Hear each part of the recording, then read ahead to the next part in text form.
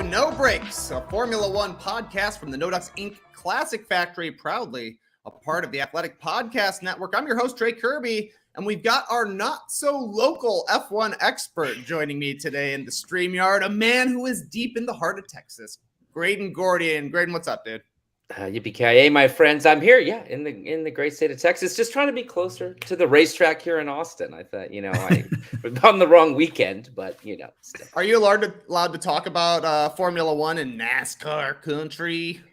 I think if you visit Austin, despite being in Texas, you might discover it is no longer NASCAR country. I think it is a non-NASCAR bubble in a very NASCAR state. Fair enough. We've also got our team principal, JD, making the magic happen in the Classic Factory, making sure things are okay in the garage. I love it. Yeah, I got to. Yeah, and your background, you got the best background of the three of us, no doubt about it. Thank you. Graydon, I do love seeing your home, no doubt about it. People say mine looks like a health spa, but JD's styling. there is like a childhood photo of me, like right here, like a baby photo. Of me in like a sailor suit. That's like kind of there. Are you wearing a sailor hat? It looked like I don't know if Graydon was completely blonde as a youngster. No, I've got like a hat on. It's a whole outfit. You're gonna have to get it. We'll wait. Okay. Go on. Yeah, we can tap dance. That was apparently a look, though, JD. Am I right? I feel like my mom had me in sailor suits all the time when I was like a 3-year-old. Yeah, I mean, I've never experienced that. It might be an American thing. Yeah, maybe so. We just love dressing like the Navy. Let me put my headphones on for 1 second. Yeah, we had to pick a service arm so everybody dressed like. Yeah, everybody. And styling on them. We're a Navy family, I think. Nice. We had a lot of people in the Navy in my family, so I think that's probably where this comes from. So great. You got two little babies. I mean, look right at now, me. Graydon. I mean, this is a fit right here. I mean, I am throwing fits right there. Who do people think that your babies take after, looks wise? I think this is the first time I've seen a baby picture of you.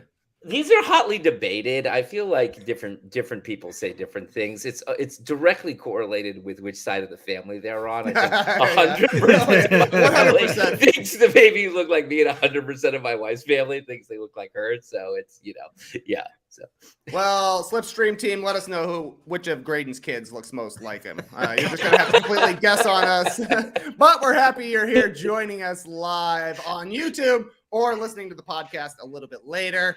Drop a comment, drop a like, leave us a review on iTunes. Just engage with the No Brakes boys. We love engagement around here. And we are here to break down everything that happened at the Azerbaijan Grand Prix in Baku over the weekend. So, Graydon, let's start with Saturday. The big results from qualification. Charles Leclerc takes P1, his fourth straight pole position. He's followed by Sergio Perez in P2, who out-qualified his teammate Max Verstappen, P3. Carlos Sainz went P4, followed by Russell in P5, Pierre Gasly in P6, and a whole bunch more cars on down the line. Those are the ones that stick out to me. But Graydon, what about you? What stood out from qualification?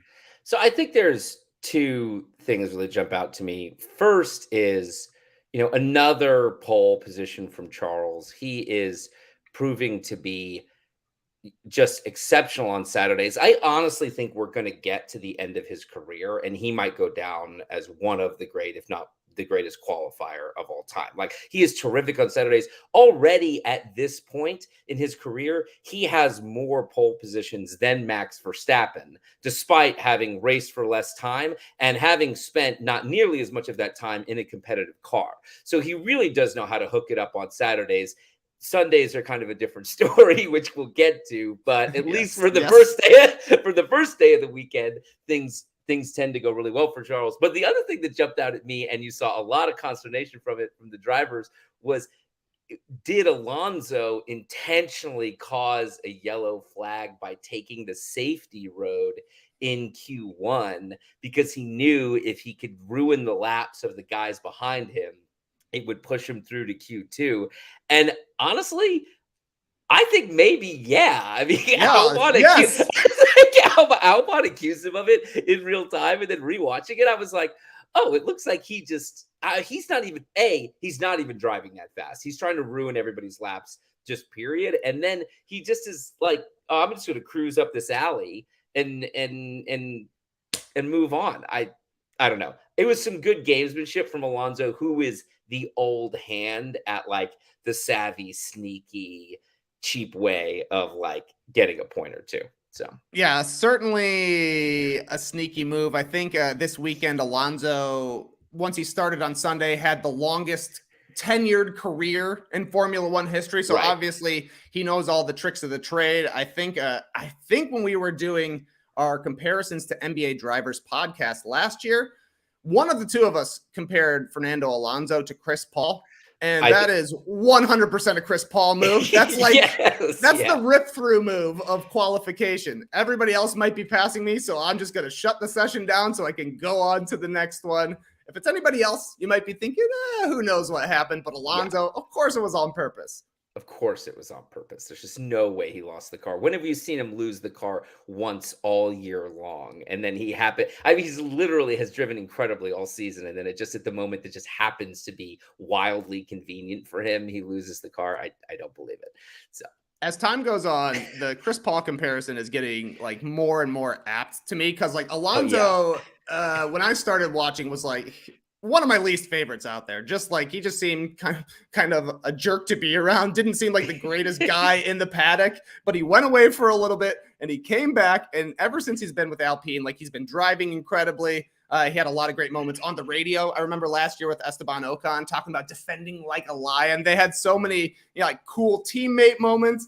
I like this in qualification. I just think he's been generally pretty racy this year, even if the results haven't always been there. It's much like Chris Paul finally making his way to the Phoenix Suns. And like, we've got the coolest Chris Paul we've had in his entire career for the past 2 seasons. I feel the same with Alonso, though obviously I missed the peak of his career. Nonetheless, very funny stuff from Alonso. And that guy has just been kind of the fly in the ointment of Formula One for the past 2 or 3 weeks, I feel like. We'll get to this later on in the show, but when asked about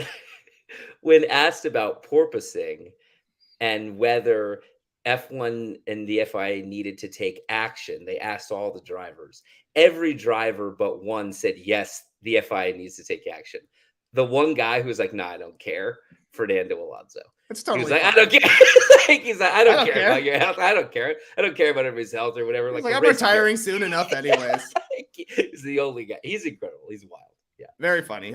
So with regards to Leclerc, are you telling me that he is the new Mr. Saturday? I mean, George Russell was that guy for a while, but obviously now moving to Mercedes, he's got a better car for racing. But you're right. Leclerc is qualifying on top almost every weekend. And in tracks where they really have no business, probably hooking it up, over one lap better than Red Bull. I think this one, some of the other ones, Barcelona, Monaco, whatever, there was reasons why he probably should have been P1. This is a track that does favor the Red Bull and probably also favors Red Bull strategically because Red Bull is so much more willing to play games around setting up the cars, to punch holes in the air for each other or things like that, having them coordinate during qualifying, where honestly, Ferrari really doesn't work that hard to do that.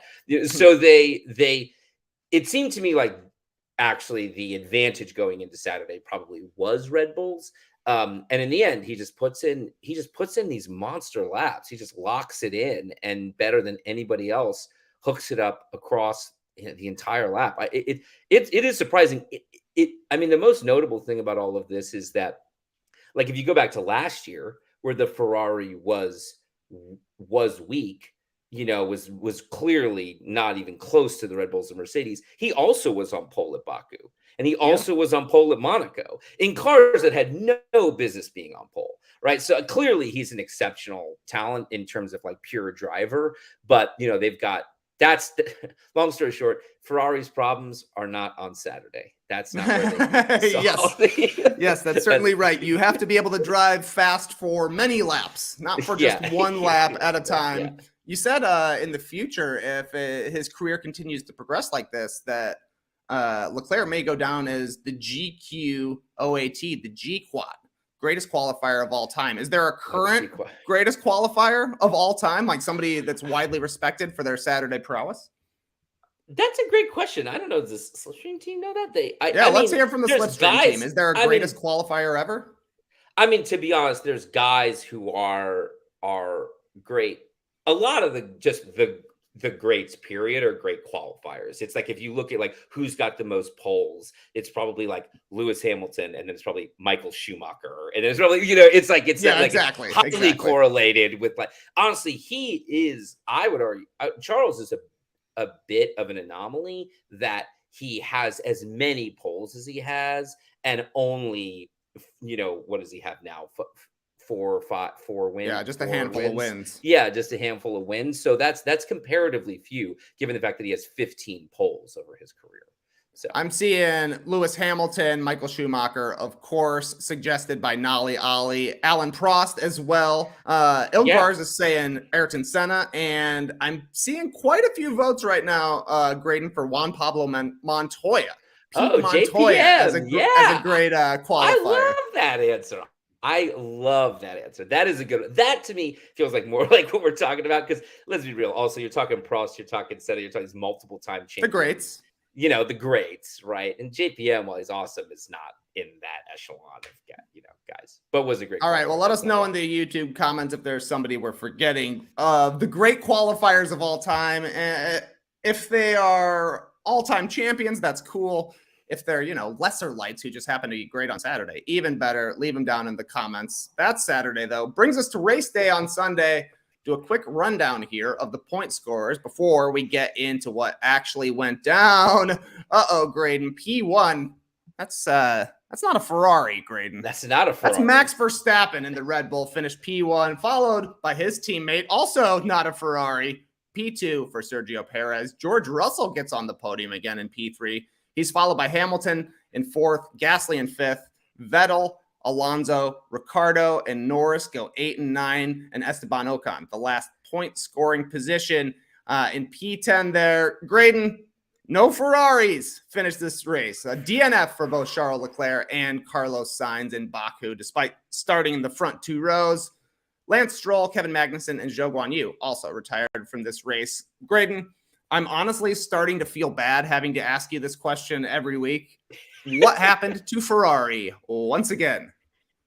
So this is,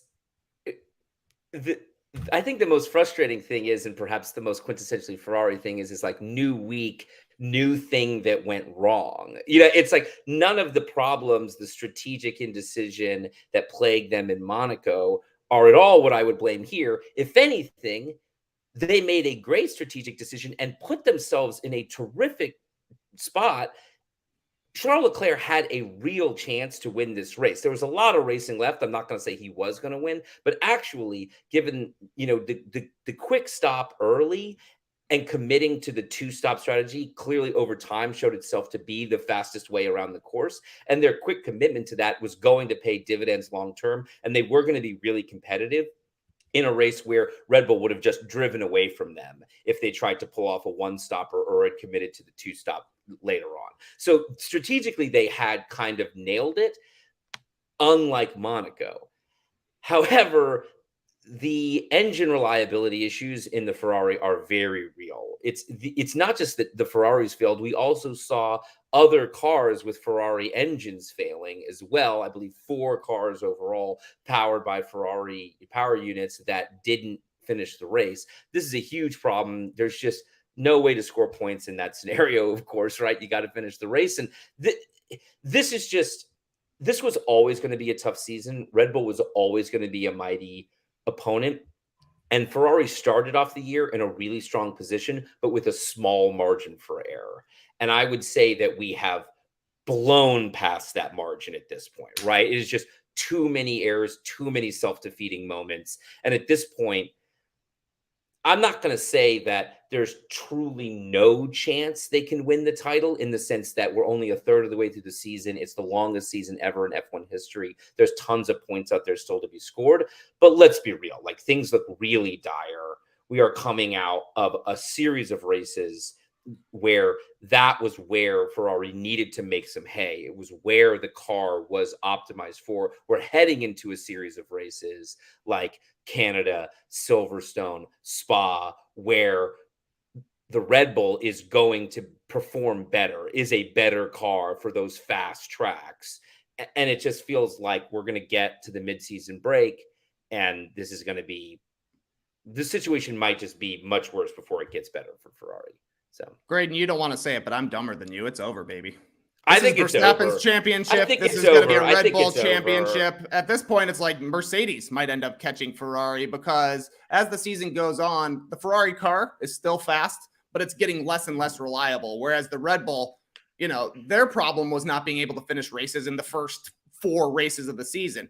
Remember, the stat for a long time was, as long as Verstappen starts a race, he finishes it and wins it. Whereas we're seeing with Ferrari, 4 straight poles for Charles Leclerc, 0 race wins. And that's almost impossible to do, it feels like, because like you're saying, they've had some strategy things that went the wrong way in past races. They've had bad luck with weather. This is now the car. You can't make that many mistakes when Red Bull is just getting better and better performances from both Verstappen and from Perez every single week. Perez. Yeah, so He it ended up great. being, Perez was great. It ended up being lap 9 retirement for Sainz. I think the reason they gave was his brake by-wire failed. I don't know what that is. Something to do with the hydraulics. And then on lap 20, Leclerc retired with straight up smoke just coming out of his engine. That was like an old school retirement to me. Looked like somebody, like an angry dad, stopped on the side of the road with smoke coming out of his engine.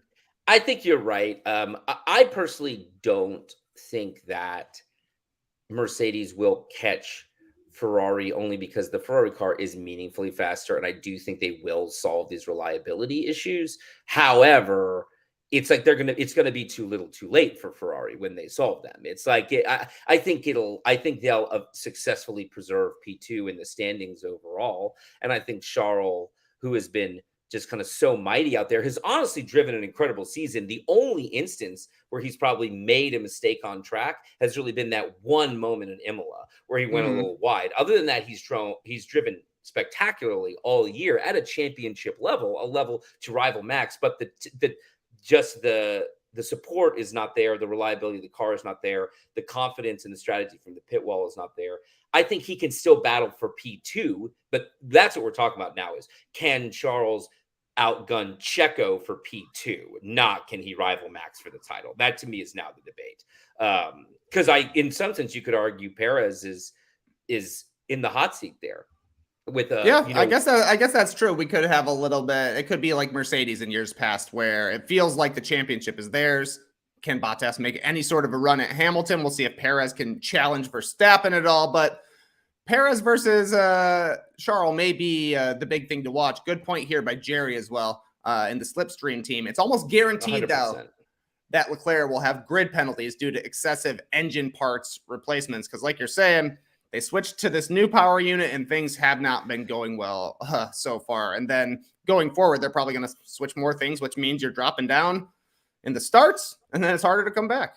It's funny because the new power unit has really incredible characteristics that are making the Ferrari really competitive. It's about the way it harvests and distributes the battery power and the electricity, where oftentimes they talk about overtake mode and maybe a guy's exhausted his battery and that leaves him more exposed on a lap, but it actually balances it out and reduces that recovery time. That was the reason that Charles was able to consistently hold off Verstappen in Baku in those early laps where Verstappen had DRS and wasn't able to get past him. It was largely because of the updates made to the power unit and the unique characteristics that's giving the Ferrari. But of course, those updates don't mean much if a few laps, a dozen laps later, the engine blows up. That, it doesn't really mean much good. An engine blowing up never goes well. Always throws a wrench into your strategy. But you mentioned you think they had the strategy right. You think pitting Leclerc early and letting him go kind of long on his tires, you think you would have had enough? I guess there was another virtual safety car. Which I think is always a good bet in Baku. I think it's always a good bet in Baku, right? To pit early and say, or to pit under safety car and say, okay, we'll get another. To count on a cheap stop in Baku is a decent bet, I think, right? So to take it when you get it, but also people were already saying, hey, I think we got to commit to the 2-stopper, which nearly everybody, I believe everybody did in the end. Yeah. I don't think anybody did one stop. So the fact that happened, I think does start to show that, they likely had it right. And they would have never given up that. They wouldn't have had to give up the additional pit stop time back and re-overtake. They would have probably been defending from the lead, with a decent gap. So even if Max was quicker out there, he would have had consistently roughly equivalent, or maybe Charles has fresher tires and a lot of time on track to make up. They just were in a great position. I'm not saying they would have won. There's so many laps left. There's so much that can happen. And Max is, when he really wants it, is as mighty a guy to go chase it down and overtake somebody as anybody out there. But they did make the right call, almost undeniably, in my opinion, in terms of optimizing their chances. So. Yeah, unfortunately, we were, robbed of any sort of a competitive race out front. There were some moments where it was like, we're like, oh, are Verstappen and Perez gonna race? Eventually, Verstappen passes Perez with the no fighting order given down from the team.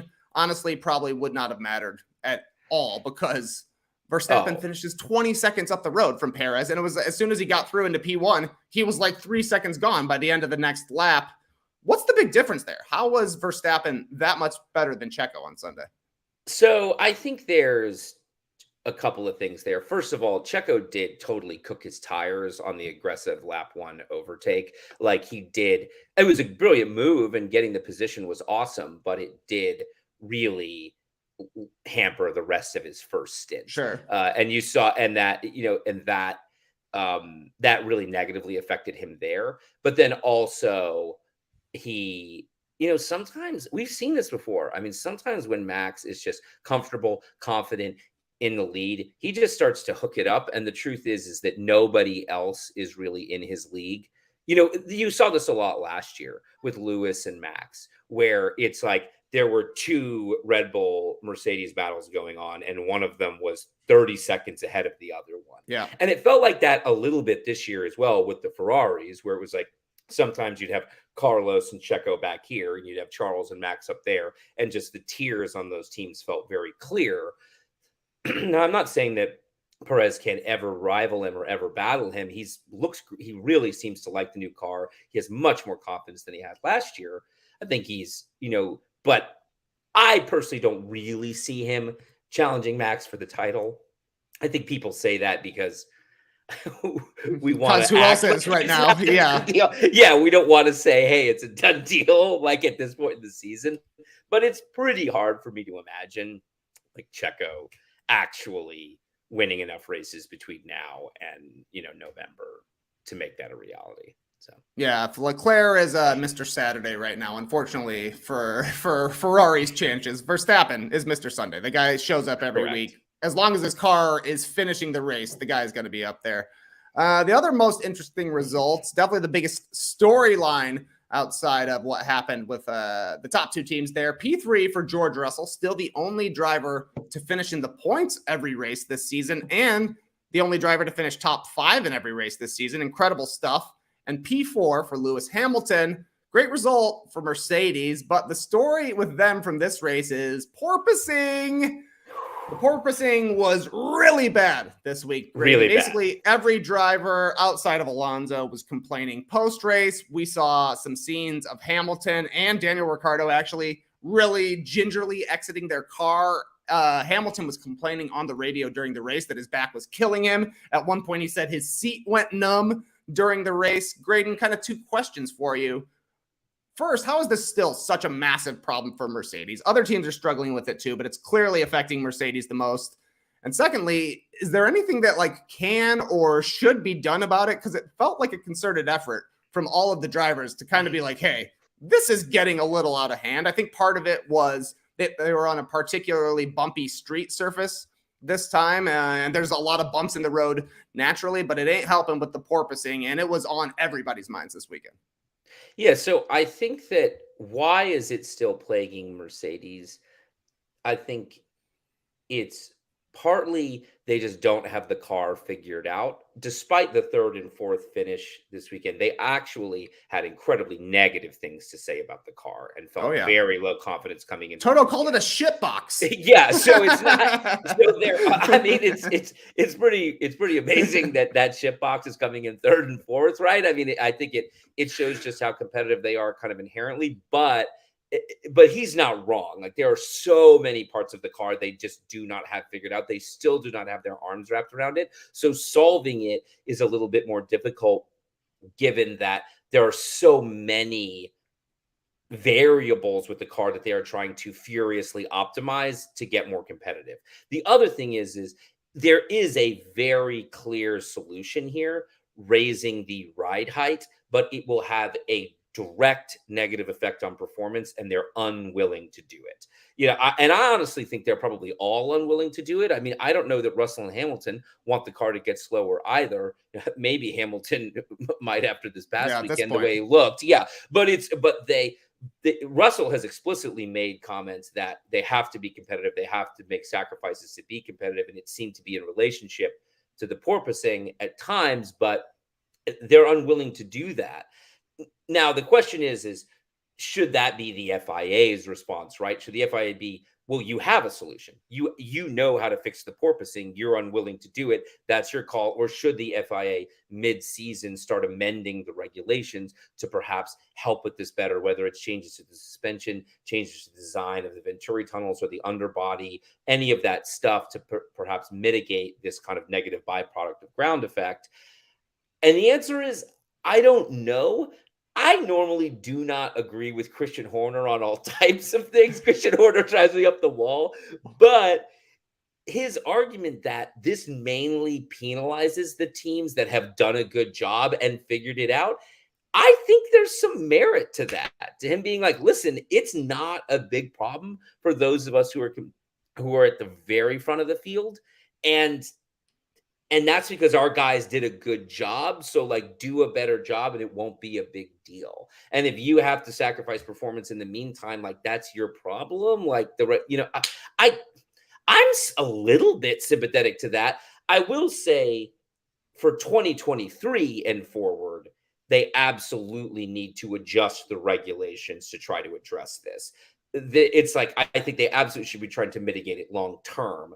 I just am always hesitant to say, let's make mid-season changes that are clearly going to favor some teams more than others. I'm just always slow to suggest that that's a solution, given that it is a sport, it is a competition, and these changes have big effects. But it's an even playing field next year, new regs that are specifically designed to limit the porpoising. That, to me, is a baseline that you've got to do.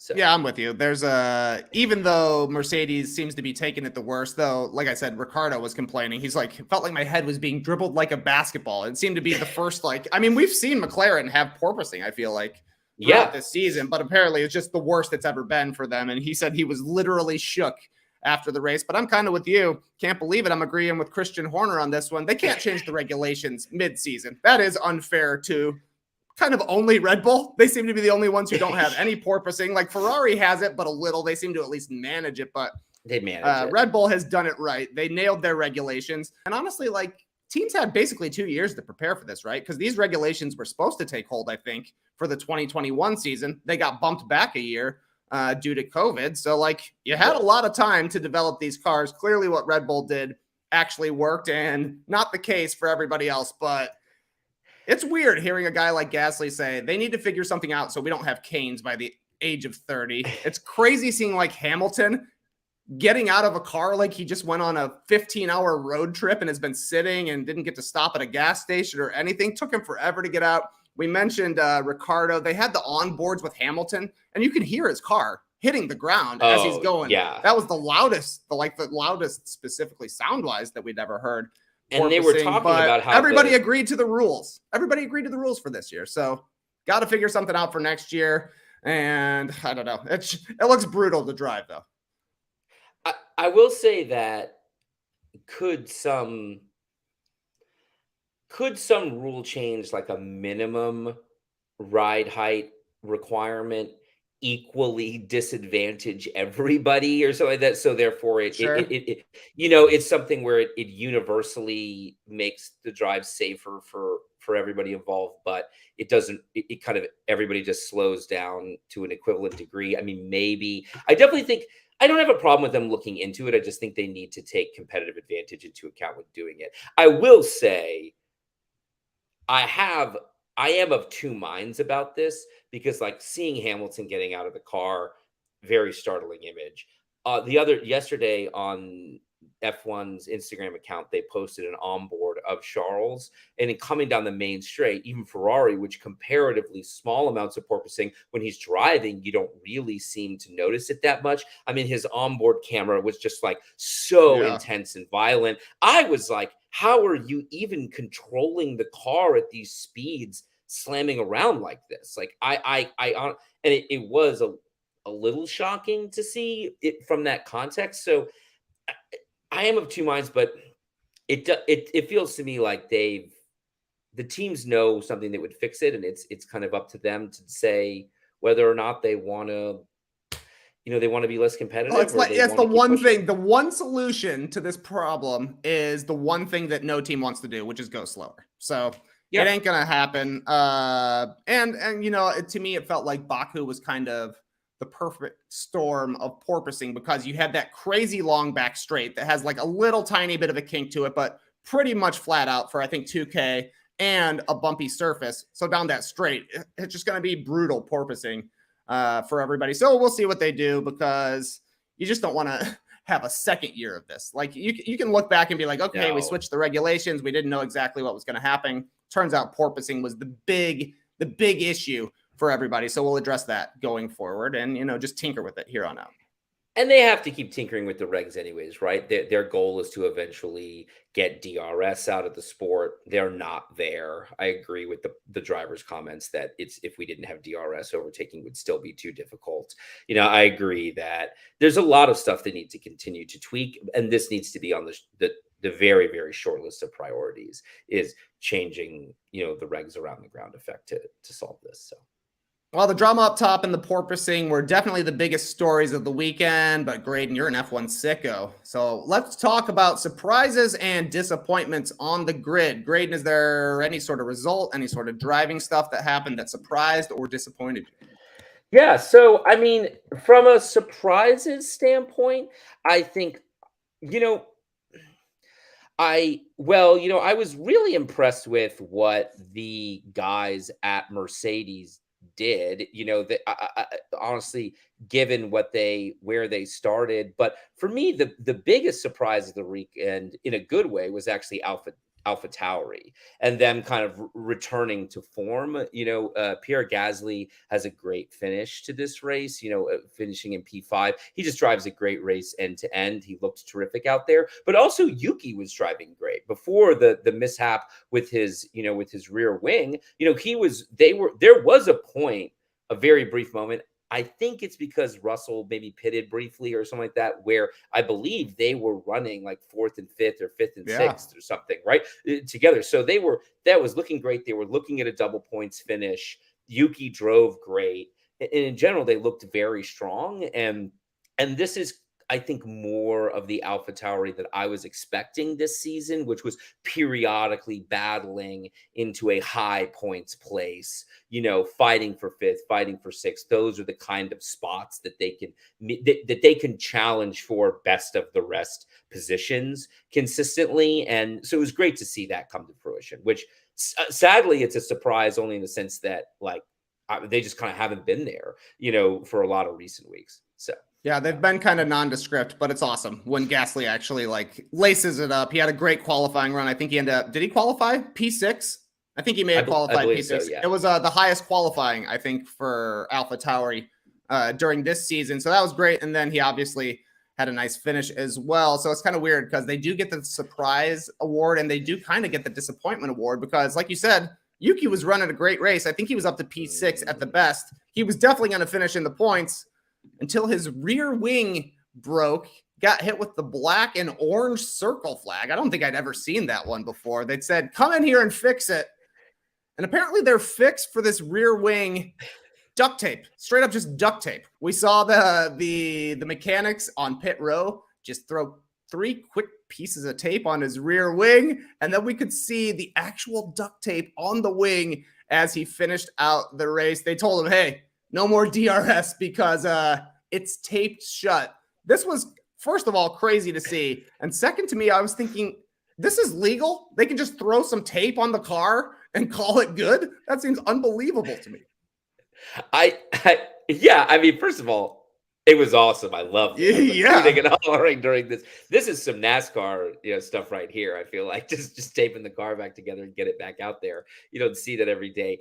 I was also uncertain it was legal, and to be quite honest, I'm not sure that in real time they were certain it was legal because Crofty and the guys calling the broadcast were noting that some guy from the FIA was like sprinting down to the pit lane to like stop them, to be like, no, you have to retire. I think to say you have to retire the car. But by the time he got there, he was already out. And they were like, hey, man, we fixed it. And they were like, okay, I guess I think. But it sounded like the FIA was going to force him to retire the car if they didn't get it out of the pits in time.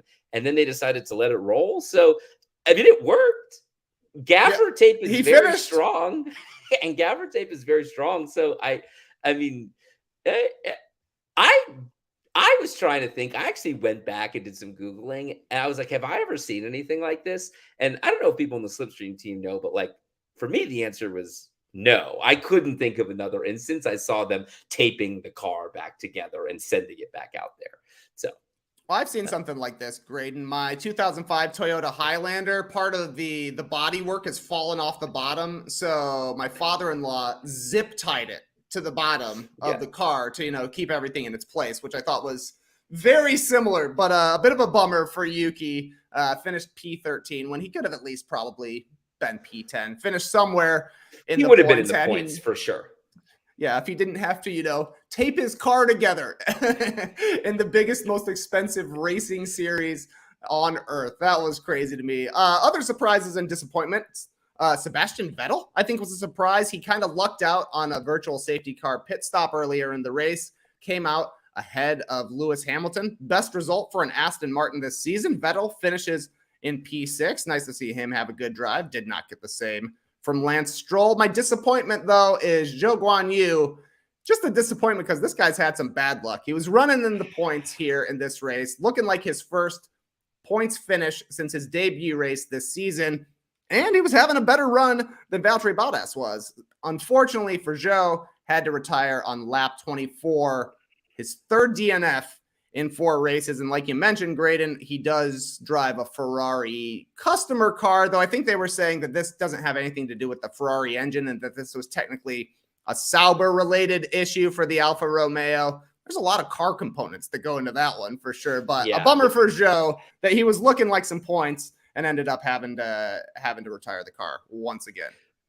Vettel, I think you're right. Vettel did have a surprising and great race. And the truth is he might have finished much higher, even as high as potentially 4th, if he hadn't had to take the escape road one lap where he was pushing to overtake and overcooked it a little bit. But then he also had what for me was one of my favorite moments of the race, which was a lightning fast exit out of the escape route. Just like spun his car around and shot back onto the course. I was like, that was a very cool and confident, like 0-point turn you just did. That was like, I was into it. I was like, that was chill stuff. So anytime a F1 car pulls a move besides just going straight or turning, like going forward, you're like, ooh, this is interesting. But unfortunately, I guess Vettel has had a lot of experience, like spinning off the track, that he would know how to get it back. You get good at that. Yeah, you get good at that. There is a good video that Aston Martin put out where it's like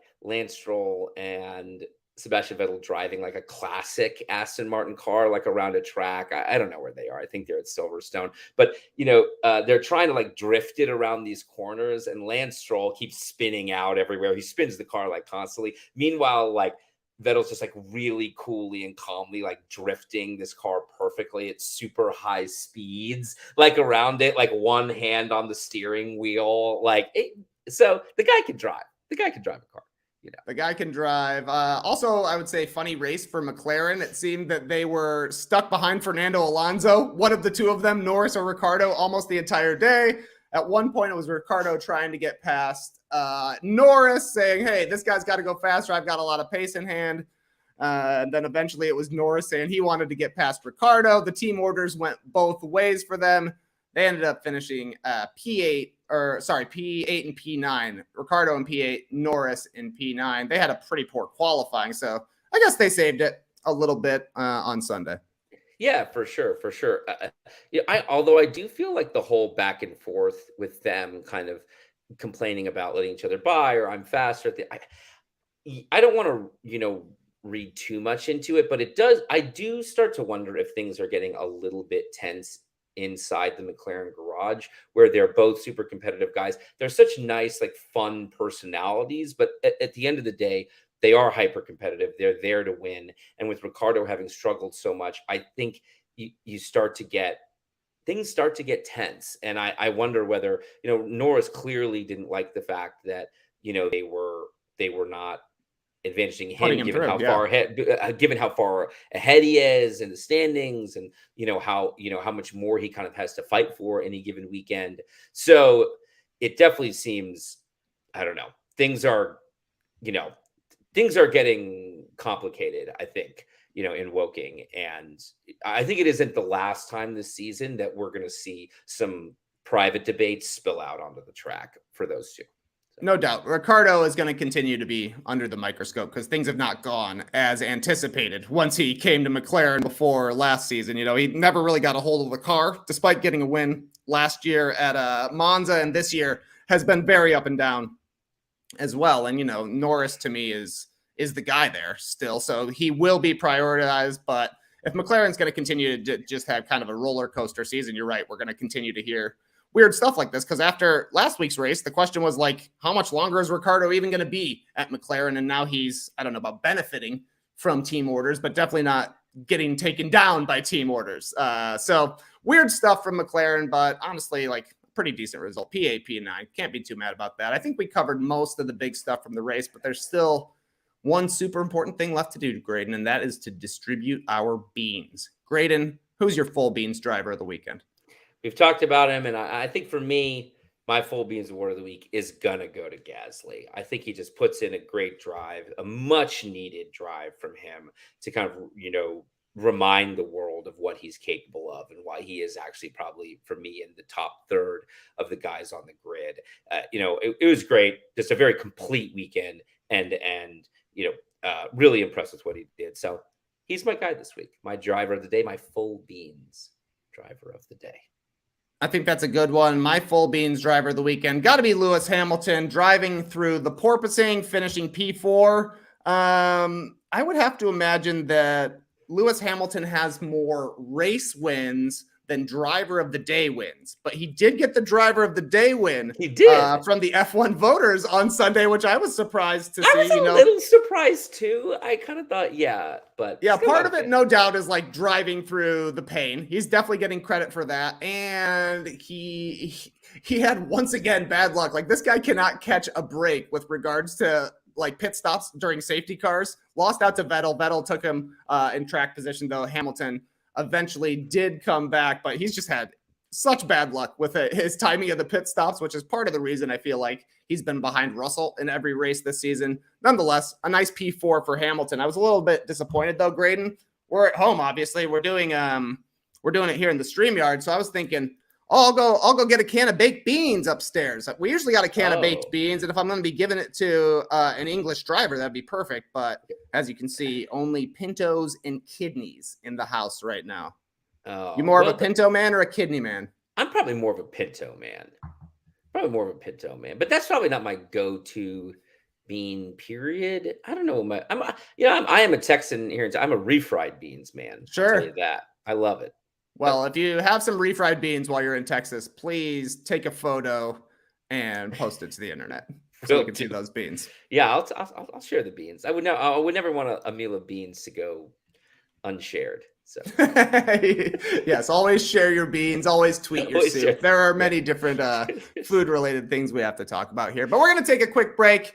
When we're back, we've got some early rumblings from silly season. Yeah, guys, I got a existential question for you. Ooh. Has your butt been having fun lately? Oh, I'd like to keep that private, Jay. It's been having a great old time, yeah. Yeah. Well, I can tell you that mine hasn't, because I had a colonoscopy on Friday, and Thursday was pretty rough. So, my butt could use with some fun. So, you know what I'm going to do? I'm just going to hop right on to SeatGeek here. Hello. And, find something to do. Ooh, look at this. Motley Crue and Def Def Leppard. Leppard. Oh, my God. Okay. What do we And got Joan here? Jett and Poison. Come on. Oh, Okay. my God. All right. All right, where am I sitting here? That's the question. You're sitting? No. Get standing room only, JD, please. Yeah, you're right. Yeah. I like how it still has the baseball field alignment. Yeah. Dugout, infield, $294. It's great. Yeah. What else? We got Braves tickets. We got the Atlanta United FC. I'd go see that. Machine Gun Kelly with Avril Lavigne. Ooh. Nice. Who else? And Ian Dior. I don't know who that is. Look at all these green. The green dots mean good. A lot of greens. That's a good deal. SeatGeek is so beloved by butts everywhere, they've made it the highest-rated ticketing app, whether it's concerts, baseball, basketball, football, festivals, or anything else. SeatGeek puts tickets from all over the web in one place to make buying simple. SeatGeek rates every ticket from 0 to 10 to make sure you're getting a good deal. Green means good. Red means bad. Bad deal. Don't buy it. If you can get $20 off your first purchase with promo code NODUNKS at SeatGeek.com or on the SeatGeek app. That's promo code NODUNKS for $20 off your first SeatGeek order. SeatGeek. Get your seat in a seat. Download the app today. Life can be overwhelming and many people are burned out without even knowing it. Symptoms can include lack of motivation, irritability, fatigue. Ever heard of them? I have. I have had lack of motivation, irritability, and fatigue.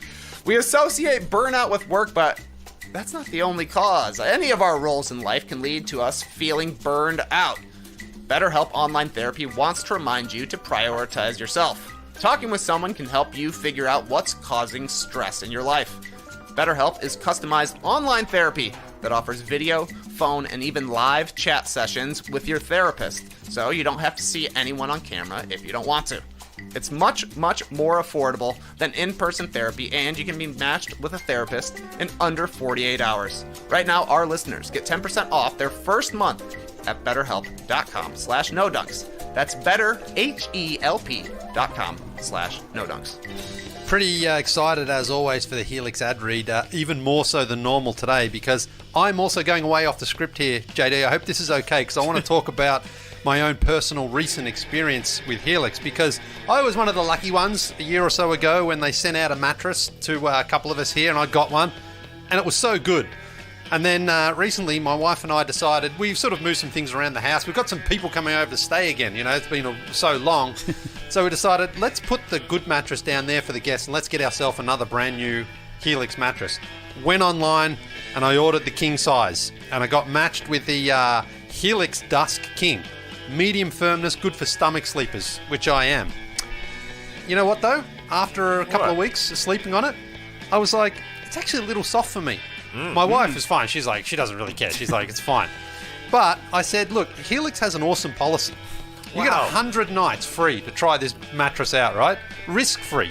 And if you don't like it, you just can basically replace it. So I went online and I decided I want a different mattress. I went for one a little bit firmer, got matched, went on the quiz again, got matched with the Dusk Helix Twilight. A little bit firmer for me.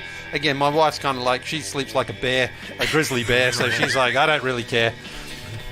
And I just want to say, this Helix return exchange program works as advertised. The best thing as well, right? You know, sometimes with these return policies, 100 days, you think they're going to be like, oh, what's wrong with it? You know, you're just being picky. Sure. No, not at all. It's like, all you got to do is just go and buy the other one, we'll replace it, and we'll refund you the cost of the first one, which is just perfect. And it works like that. So do yourself a favor. If you want a good night's sleep on a good mattress, go to helix.com/nodunks and you'll get up to $200 off your order and 2 free pillows, which, by the way, these pillows aren't just throw-ins.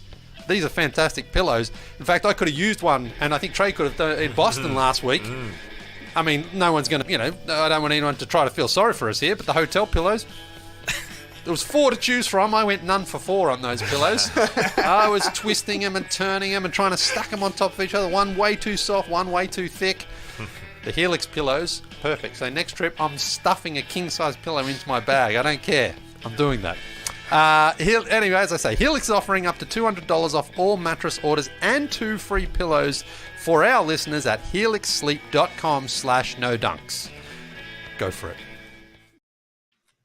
Back with no breaks. Got a great comment here in the Slipstream team from Max, who says the meatball flag has my favorite name for a flag.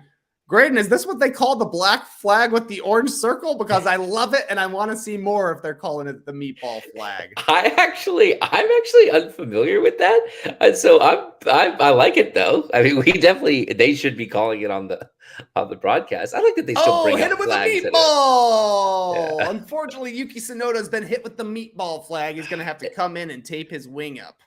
It's delicious though. I mean, meatballs. I love a meatball. I do love a meatball, barbecue meatball, Italian meatball with spaghetti. Ooh. It don't matter. Nice. IKEA meatball. I'll even throw IKEA, down on that. Swedish meatball. Yeah. I mean, I had a meatball as an app the other day. I was like, oh, they just got a little plate of meatballs. And I was like, I'm kind of hungry. I need something to hold me over. I had some meatballs. The one thing I don't like about meatballs, if you go to a party, for me, it's always the New Year's Eve celebration with the in-laws. They always have slow cooker of barbecue meatballs. Every time I go up to, I'm like, that is going to be molten hot lava if I put it in my mouth. And I always do. Like, I never wait for these things to cool off. No, I mean, I'm completely incapable of waiting for it to be the correct temperature. But that is also a big thing with my in-laws. They're like New Jersey people. It's like they're not even Italian, but like just like food is Italian food, like comfort food is, and just any gathering, there's just a big crock pot of meatballs just like cooking there. And that's like the thing that you're going to graze on for several hours going forward. Yes, like the 6 they'll be as hours hot in hour 1 as they are in hour 7, so it doesn't matter. Yes. But I think we got a future segment on our hands, nicknames for all of the different Formula One flags, because I love the meatball. Great stuff from Max there. We touched on it briefly the last time we did a podcast, Graydon, but Sergio Perez just signed an extension with Red Bull for the next 2 seasons, which means Pierre Gasly isn't getting that seat back anytime soon. Gasly, though, does have a deal with Red Bull's sister team AlphaTauri through the 2023 season next year. And Red Bull advisor Helmut Marko recently said, quote, I don't think there is any alternative for Gasly at the moment that would be significantly better than AlphaTauri. Cold stuff from Helmut Marko, but is he right? Could you see Gasly anywhere else? Yeah, I could see Gasly. First of all, I can see Gasly other places. I think he's super talented. I think teams would be interested. I think Helmut Marko is being like, classic negative Nancy move from Helmut over here, where he just loves to like crap on everybody else at all times. I mean, Helmut is a true hater, like a true hater. But also it's to his advantage to say, "Hey, Pierre, you can't get a seat anywhere else, so it's not even worth looking," because he wants to keep him. He doesn't want to replace him. He's a super talented guy to have in your second team. So I think I think he wants him there. For me, the thing I think you've still got to ask yourself is Lewis is going to retire at some point, and that other Mercedes seat is a big seat. And are the other guys that are kind of in Mercedes's orbit, everybody from Oscar Piastri to Esteban Ocon, who has a long-standing relationship with Toto Wolff, to whoever, are they really any better than Pierre? And would you rather just take a swing at that if you're Mercedes? And the answer might be that's the best guy on the grid who would be available, to take a seat. Potentially. That's the one that I always think about that feels plausible, if I wouldn't say likely to me. So how about like a McLaren team? If if they continue to be displeased with the way Ricciardo has driven. I don't know. It seems weird to me to have Norris and Gasly together. Like they're probably like somewhat equivalent talents, you know, both young guys. I think Gasly's 26 right now. I'm not sure. I bet Norris is a little bit younger. Mercedes is definitely interesting, but it doesn't seem to me that he's going to be happy staying on the junior team there the entire time. He would at least want the second seat at Red Bull, if not the first seat at Red Bull, though we know that one's untouchable for the time being. But it seems like you might be kicking yourself eventually, Helmut Marko, because Gasly's not just going to wait around forever for a second seat, I don't think. If Helmut Marko's point is that there's only 20 seats and this is really competitive and it's hard to get a seat, then like, sure, whatever. We all know that. But like at the end of the day, these teams, Pierre, I think, has done enough to move himself into that tier of guys who's gonna get shots from teams to see if he can make it work and add value there, versus that kind of lower middle tier of guys who probably just wash out if they ever don't make the leap. Which is the danger, right? Which is you either like clearly prove you can vie for a championship in the right car, and then you can hang on because people will see if you'll ever get that shot, or you just wash out. And we see so many guys wash out. But I think Pierre has transcended the washout crowd, which he looked like he was maybe spiraling towards at one point at 100 miles an hour, right? But I think he's rebounded successfully and can have a long, productive career in F1 outside the Red Bull umbrella if it comes to that. How common is it, I guess, for a driver like Gasly to leave the Red Bull ecosystem? I mean, we see it, right? It's like Ricciardo's time was done at that team. He didn't want to be the number 2 guy. Done. Carlos Vettel is left. the next Red Bull guy. Carlos Sainz is the next Red Bull guy. Honestly, there's probably a decent amount of them out there only because Red Bull is more effective at getting their guys into F1 than basically any other driver academy. I mean, they really do a terrific job. There actually was a statistic that I think it was something like the second leading indicator of eventually becoming an F1 driver is to win the F2 championship. The number one leading indicator is to be a member of the Red Bull Driver Academy. That they're actually crazy. So it's That's like pretty crazy, actually. They are really good at getting guys into the sport, right? So that part of that is just because they control 2 teams. Part of it is because they throw their weight around with the other teams, probably more so than I think Mercedes or Ferrari do even. So it's, but it's, I don't know. So it's, long story short, guys do wash out and they have successful, Carlos has had a very successful career. Kind of, I know right now we don't feel like that, but in actuality, not the top of his game. Not that, but in actuality, he's done very well since his Red Bull days, consistently progressing each year, sans this year, perhaps. Ricciardo, bigger debate there, I think, whether that was the right call. So I think another huge part of it is that teens just love energy drinks. So, I mean, my that's the gosh. place to go. If you want free energy drinks for life, get in the Red Bull Academy at age 12 and you'll be Twitch streaming all night, no problem. You almost gave us a nice little segue there, Graydon, because we got a little more driver news. Australian driver Oscar Piastri is getting close to signing a deal to drive with Williams next season, according to the race.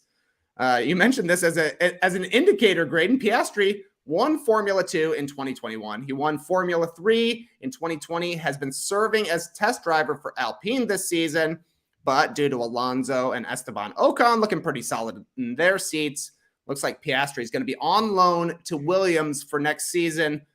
Piastri is like the one name I know from the junior leagues right now. It was kind of surprising to see him not in a seat already, but Zhou Guanyu kind of got the tab before Piastri did. What do you know about Oscar Piastri? And you think he's going to be solid for Williams? What should we expect?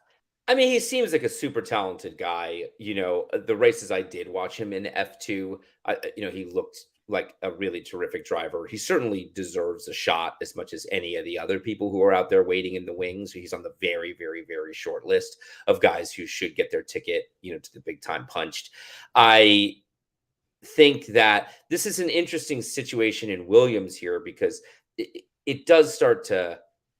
It's kind of a shame for Williams, I think, where now if you're teaming up Piastri and Albon, where it's basically two lone drivers, where their main teams are probably paying you some degree to like employ those guys and help develop them. You're really not in the driver's seat of your own development and the future of your own team. You truly are committing to your kind of status as kind of back marker or midfield team at best, bottom midfield team at best. I kind of wish that Williams had a little bit more kind of self-confidence and clear direction in terms of where it was heading. But I do think it's appropriate to pull the ripcord on Latifi, who's been bad, who's been really bad. And listen, he's a pay driver. Latifi's only there because, his family's writing big checks into the team too. So it's like that. I mean, I like Nicholas Latifi as a dude. He seems perfectly fine, but I'm never that sad to see those guys go in lieu of a guy who is clearly more talented and deserves a shot.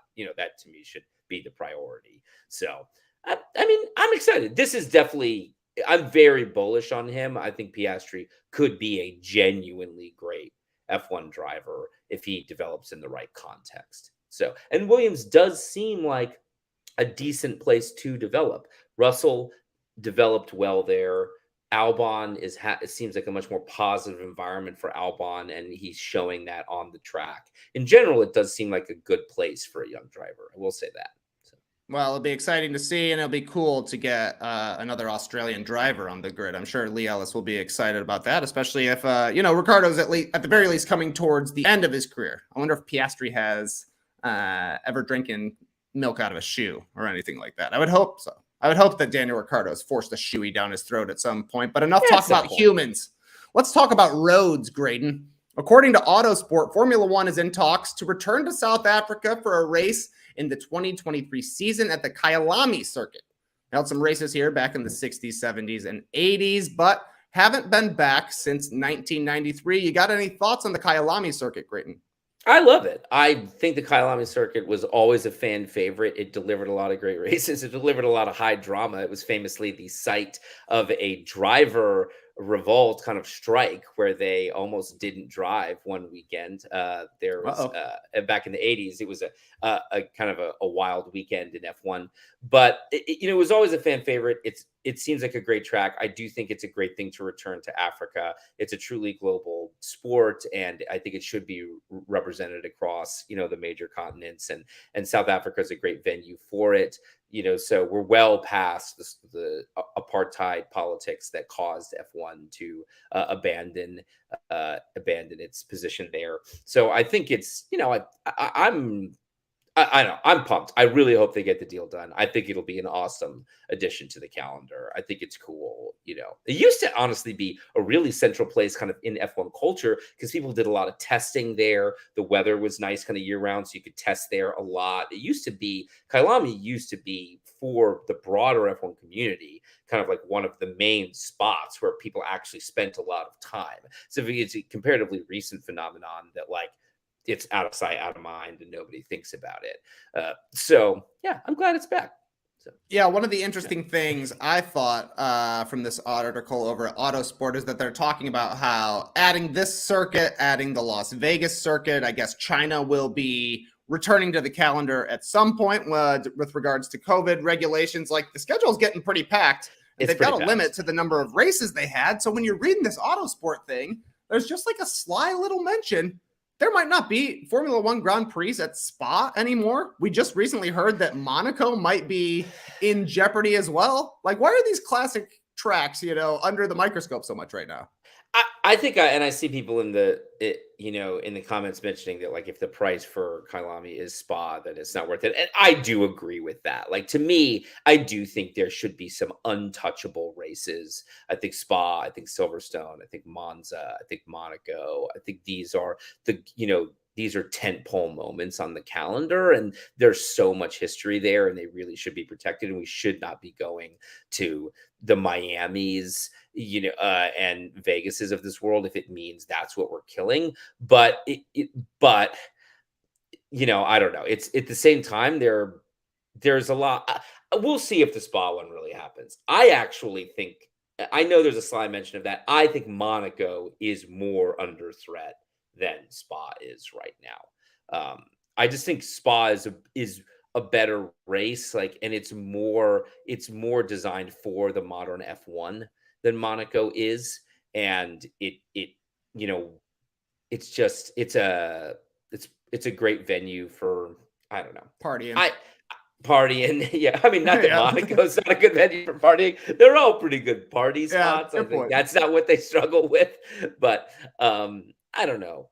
It's definitely something's got to give. It can't just be more and more races, and I don't think that the iconic races should get the axe to bring in new ones. So yeah, that seems like a short-sighted move to me, to get rid of the things that have kept people fans for decades, just because we're starting to get some new fans like this dummy. We don't have to put 3 races in America. Just spread them out. We want to see the classics remaining. Just play the hits. Play the hits. Exactly right. Play the hits. You can play 1 or 2 new songs every now and then, but the people are there for the classics.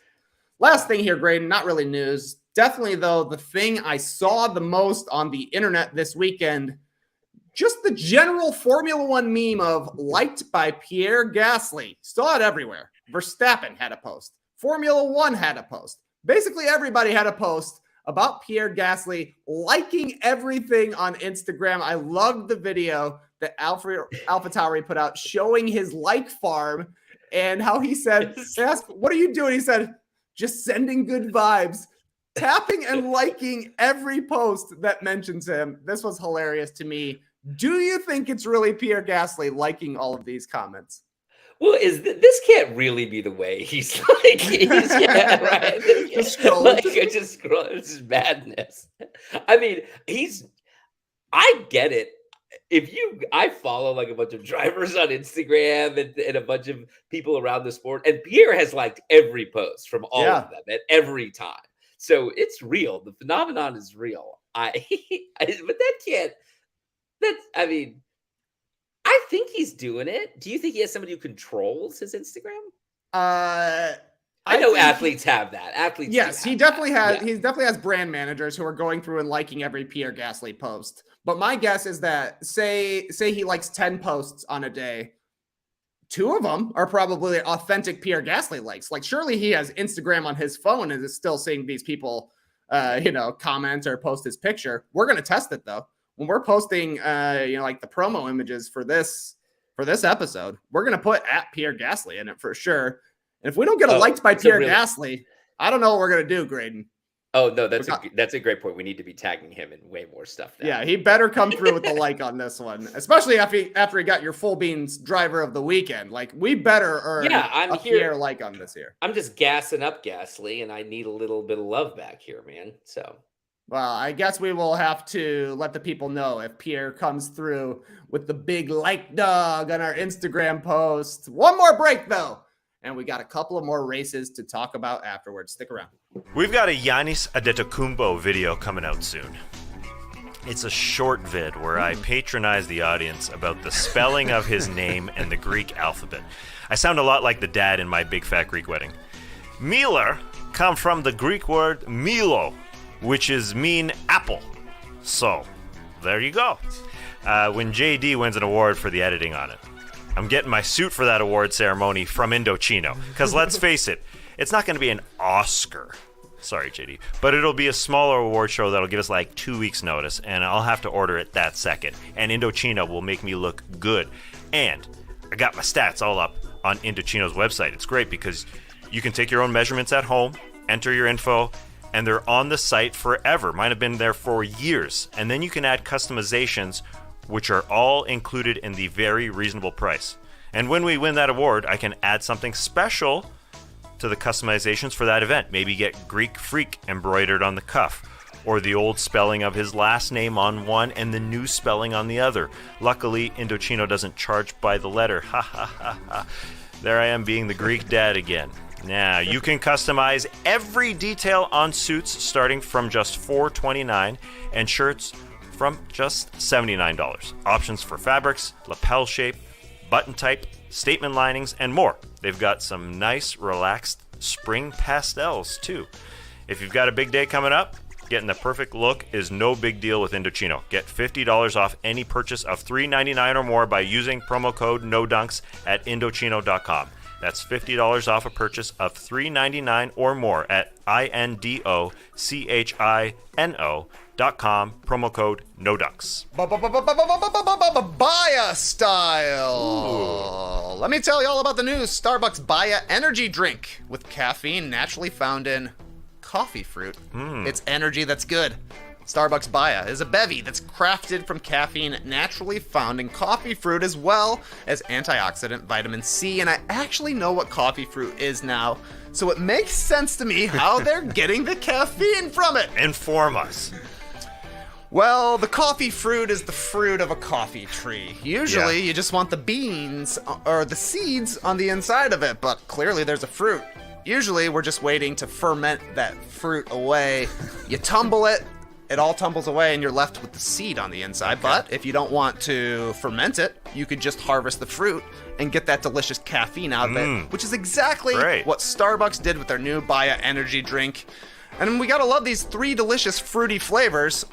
Mango guava, raspberry lime, and pineapple passion fruit. Each of these beautiful 12-ounce, 90-calorie cans contains 160 milligrams of caffeine from that coffee fruit, giving you refreshing, fruit-flavored boost of feel-good energy in a way only Starbucks can deliver. Let me tell you, I could have used a Baya on Saturday. Had a late tip in Boston. We recorded a podcast after the game. By the time we were all packed up and back at the hotel, I wasn't getting to bed until almost 2:15. Woke up the next day to fly home at 4:45. Headed to the airport. When I landed, it was almost straight to the pool. The big guy was struggling. But I'm thinking that the fruity and refreshing flavor of Starbucks Baya would make it the perfect drink for tired parents at the pool. Maybe next time I'll break into the Classic Factory to steal one, or better yet, grab a Baya at any of the numerous grocery stores, convenience stores, and gas stations nationwide that carry it. Because there's no more delicious way to stock up on energy than with the new Starbucks Baya energy drink. Get it anywhere you get cold drinks. Back with no breaks, I like this suggestion from Ilgvar's here in the Slipstream team. There should be an untouchable/heritage track club, and the incoming new tracks should just be rotated on a year-by-year or longer period basis. Perfect plan. Love it. It's easy. Done. Send it. Exactly right. We're keeping Spa. Send it to Domenico. Ship it. We're done. I love it. Yeah, well, I mean, Pierre Gasly is going to listen to this podcast, so I'm sure he will relay Ilgvar's idea up the food chain because it makes sense. You know, like, keep Monaco. Keep Spa.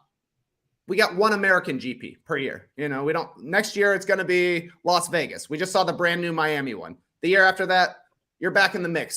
Circuit of the Americas. I don't know what it is, but it definitely feels like we should keep the history and keep expanding. I think both things are good, but you know, and they'll never do this. But also, like, I don't. Yeah, I think it's okay to say that there's also like maybe some regional allotment. Like, you know, let's say there's. You know, I actually don't think like 4 races in North America is too many across Canada, US, sure. And Mexico.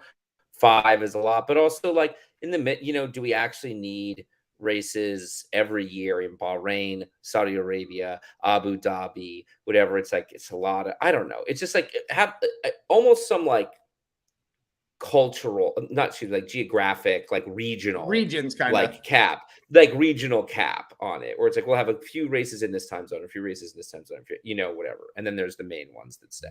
So, and who knows, maybe that helps with transportation costs, which is obviously a huge problem for F1. If they're able to arrange things by region, that certainly helps with freight and cargo. They have talked about that already, that future years they might, in an attempt. I think part of it's a cost control, part of it's a kind of a broader green, environmentally responsible effort to like cut down on transit and travel. They're going to try to cluster more of the races in different geos around one another. So, but then that kind of almost proves your point, about this, which is that it'll be like if they cluster the races and then we have Montreal, Miami, Austin, Vegas, Mexico City, it feels a little weird to have like 5 races in 5 or 6 weekends, sure, that are like all right here. I don't know. Maybe maybe it's good.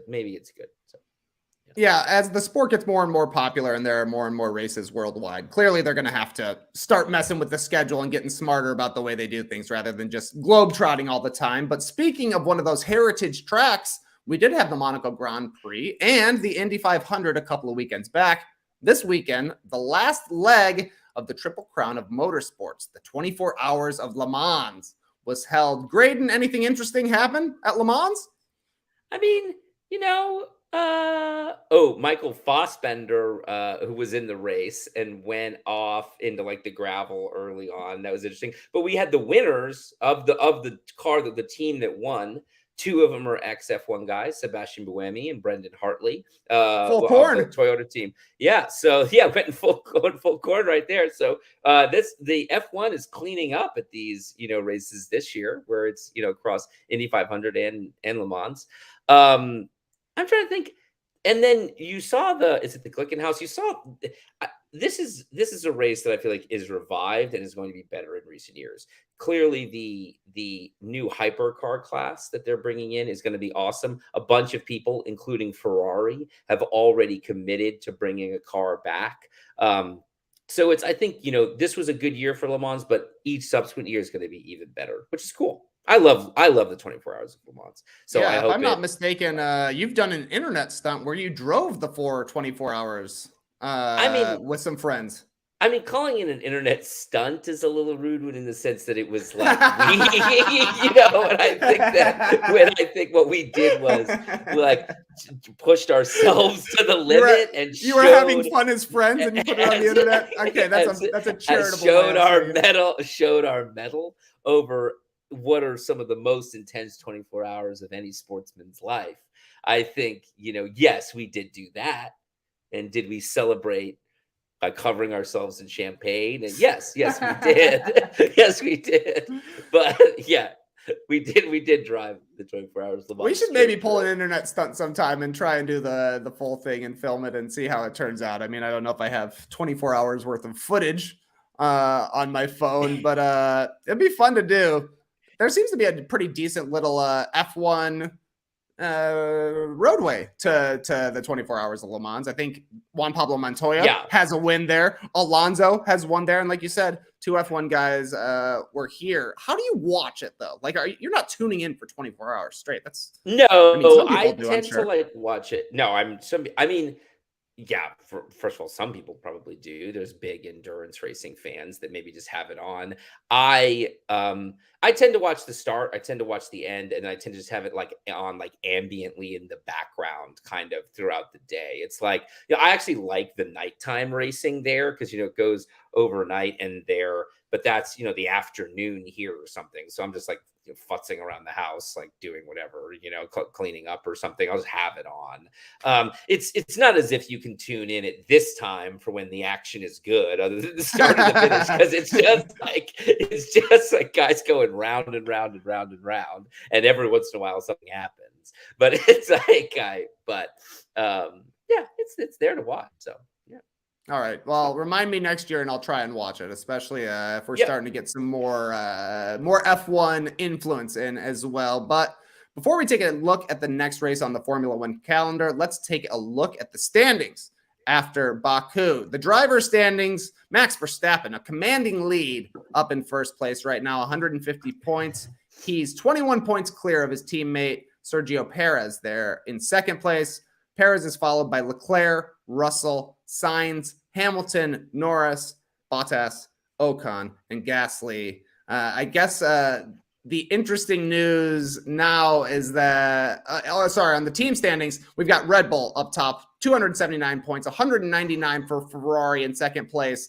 The big story coming out of the team standings is that Ferrari is now closer to Mercedes, who are in P3 with 161 points, than they are to Red Bull in first place. McLaren's in fourth, Alpine in fifth, followed by Alfa Romeo, AlphaTauri, Haas, tied with Aston Martin there now for eighth place, I suppose, and Williams bringing up the back of the pack with 3 points. Our next race on the schedule, it's Canada, eh?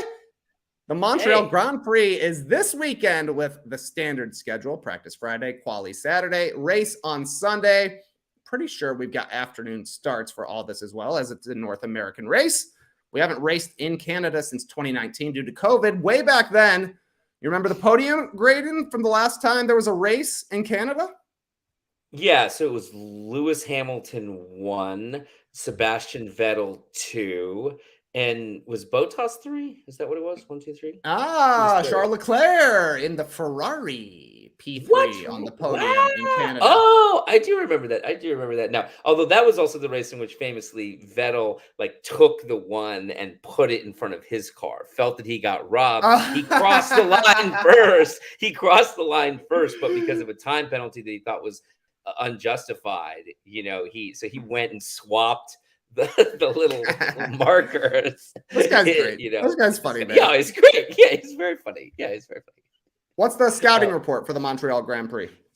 So this is definitely a great track, iconic track, on that island in the middle of Montreal. So beautiful, great place to race, but a pretty fast flowing open track, a lot of time spent, with the car wide open, it's definitely going to advantage teams that have a lot of straight line speed, i.e. there's no reason that Red Bull shouldn't probably be on the top step this week. And if they're not, it's probably because something went awry.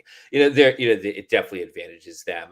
And things do go awry in Canada because towards the back end, there is famously the Wall of Champions, which is a place where people often tend to put it in the wall. You see that year after year. It's famously the irony.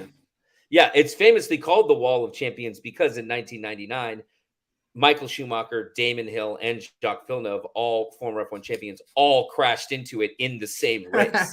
It's called the Wall of Champions. No, that's crazy, actually. Because champions tend to hit it, not because it's like some memorial to them or something. That's funny. Yeah. So active champions, we've got Hamilton, Verstappen, Alonso, Vettel. Is that it? I don't think there's another champion. No, that's got to be because Raikkonen's retired now. So yeah. I think that's it. So right? Vettel, I have to think most likely to crash into the Wall of Champions. Just he's been a spinning kind of guy for the past 4 seasons. That feels right. Yeah. And I hate to say it, maybe Hamilton. You mentioned a lot of high speed straights. That sounds like a lot of porpoising to me, which maybe throws the car a little bit out of balance. So. Let's hear in the comments your choices for who might be going into the Wall of Champions in Montreal. This is actually a critical weekend for Mercedes, not just in the sense that, they're ever closer to Ferrari and they feel like they're back in the fight for second, but also because I think this is a track where if they don't make some sort of progress or be decisive with regards to the porpoising, things could get worse. It could be even worse than Baku over the full length of the track. And back-to-back weekends putting that sort of toll on both guys' body, but Hamilton's in particular. It could be a bad scene. I just think, in the wake of everything, it could I just be saved the ring light. Nice save. I think, it could get a little, that could be ugly after the race, before the race, if porpoising's really bad during practice. Who knows what's going to happen? There was even discussion that maybe Hamilton won't race and that Nick DeVries would step up. And I believe Nick is actually at the factory prepping. Toto called him in and had him starting to prep and get used to the car and things like that for the potential that maybe Hamilton wouldn't race. So I believe they're giving themselves the option. Now, I don't know that is or isn't going to happen, but I think that things are getting dire there, and Canada is the kind of place that accentuates the challenges that Mercedes has had. So should be an exciting one. As Jim mentioned here, my ring light almost just went right into the Wall of Champions. Unfortunately, we had to retire it for the last few laps of this race, but should be fun to break down. We'll be back next week. I think we're planning on June 20th. That's Monday to break it down. But Graydon, I don't think you're going to be joining me on this one. So people are saying you have to bring in somebody else from the No Brakes family, maybe Skeets or Taz. It's a Canadian race.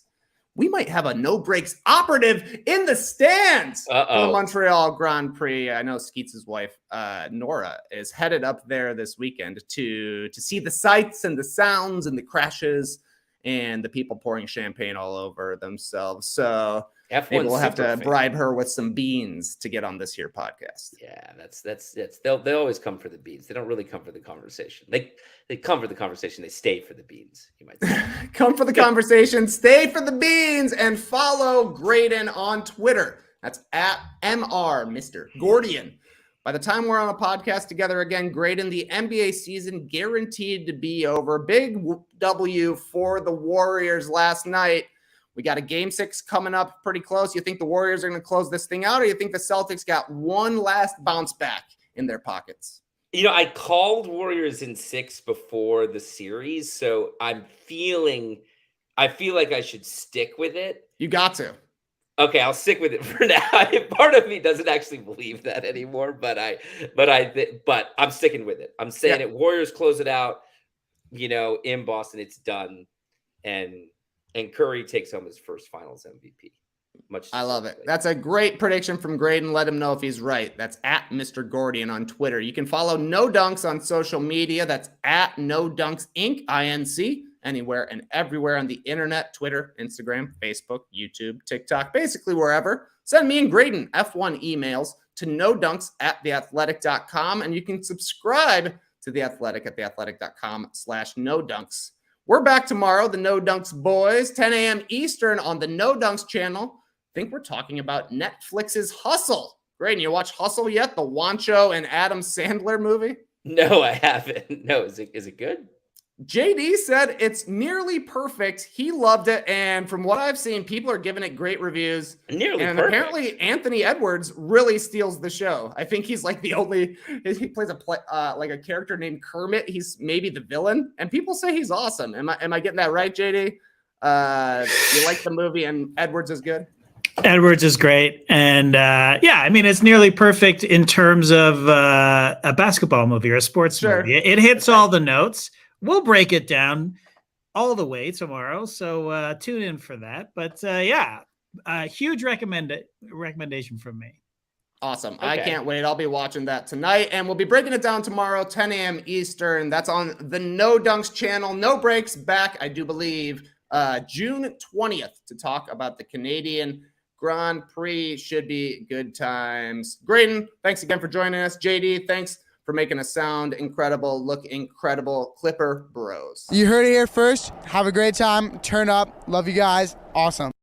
Stay speedy, people. Vroom, vroom.